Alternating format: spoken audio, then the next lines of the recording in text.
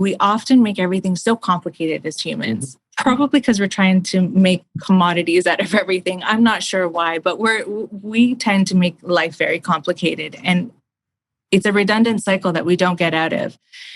And when we truly tune into ourselves, it's very quick to see that the spiritual process quickens very quickly because it's very simple. When we tune into the intelligence of our body through our God-given gifts, such as breath, such as our nervous system, our central nervous system, I like to call it the conductor of electricity, which amplifies the balance and the harmony.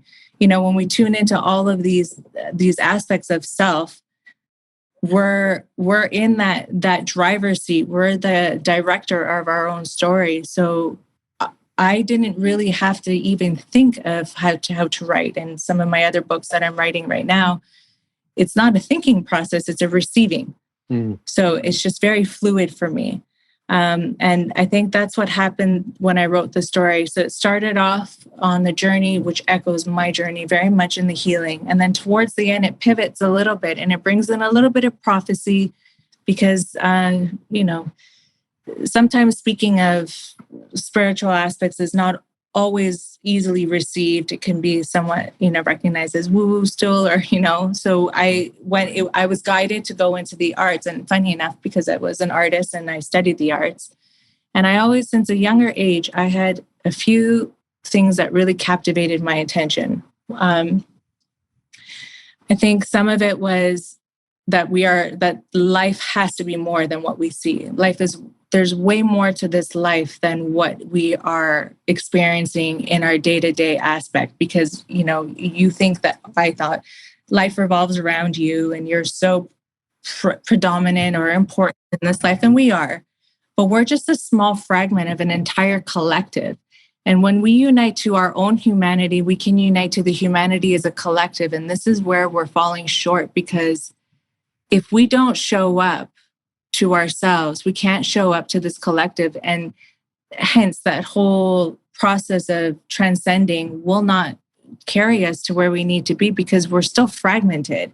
Just like when I started my healing process, I was a fragmented part of my being. I was only body, body, body. Like there was no mind, that never even mind the mind. Like the mind was even processing. It was, and let alone soul and spirit. So when we come into our whole humanity, we come into balance, and we cannot tune into our higher aspects of consciousness if we are not fully aligned in balance and harmony, because we're not tuning into the resonance of that higher consciousness.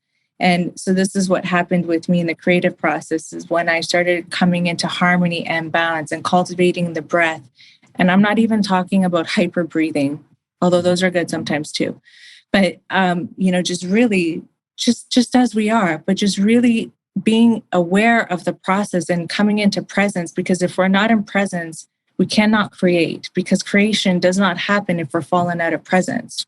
It's a creative process of creation is in the now, because we're tuned into the spirit, which is creator itself, which lives within us. So I was guided throughout the end of the book of the aspects of the genius. I was always curious of what makes a genius, and why did they only live in a time era that they did, and how did they cultivate the genius aspect within themselves? I was always very curious about it. And a lot of them are artists in many fields of the arts. What was it that they tuned into that we don't? And why don't we have these plethora of geniuses that are changing the foundations of humanity in our society? These geniuses of our past were the ones who built our foundations, in which all our curriculum is based upon. And I always wondered, why hasn't that ever happened again since the era of the Renaissance, the rebirthing process? So I tuned in and I was guided into that writing process of how that happened. And they were, after the Dark Ages, some of them were tuned in through desperation, through a surrender, much like a healing process, tuned into a surrender of just higher self, of some sort of guidance from God, from whatever you worship or pray to. But they started cultivating the power of prayer. And prayer, not the way that we know it, where we're constantly asking for something, prayer is a direct communion, a relationship with our divinity. And that's and when I tuned into that relationship, like we cultivate relationships all day long in our lives, but we don't cultivate the most important relationship, and that is with self. We very much leave that off the grid. And when we do, we don't understand who we're divinely communicating with. So when we understand these aspects, this reservoir of creative life force energy and the power of immortality or youthfulness or eternity that lives in the creative aspect of ourself, which is essentially the reflection of source, divine, God, whatever you call it. But this is that creative aspect of ourselves that we're ultimately meant to be here to do. We're meant to be here to create, not to survive, because we're part of this creation and we're here to be the expression of that creation. And the second you tune into that, like I did, into the spirit, into divining that divine communion, where I actually have divine communion and relationship all the time. It might sound silly, yes, but actually talking to the divine part of yourself, because when we do that, like I said, there's no more resistance. And the truth and the power that lives within that is the creative side of ourselves, because we're all here as creators. And that's how this story was guided.